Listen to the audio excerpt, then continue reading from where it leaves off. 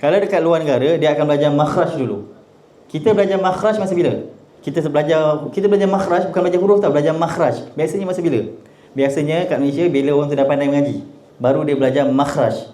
Sebenarnya, patutnya makhraj ni, dia belajar masa awal-awal kat pra, masa kecil. Tapi tak apalah. Allah bagi kita lagi rezeki untuk belajar pun dah cukup baik. Tapi anak kita, cucu kita, generasi masa depan, kita kena bagi dia makhraj dulu. Bila dia belajar makhraj dulu, dia bercakap teratur, dia sebut perkataan satu persatu, sebab di dalam jawi ataupun dalam huruf hijaiyah tu, huruf bahasa Arab tu, dia memang dah ada tempat. Kita panggil makhraj. Dia akan sebut satu persatu. Pada saya, lebih baiklah orang yang kat luar tu kalau rasa perlukan ilmu ni, tak kira lah ada basic ke, tak ada basic ke, benda ni sangat-sangat mudah difahami, sangat detail dan diberikan bahan-bahan untuk rujukan semua sangat-sangat, orang kata lengkap dan sangat banyak. Jadi sangat-sangat mudah untuk faham.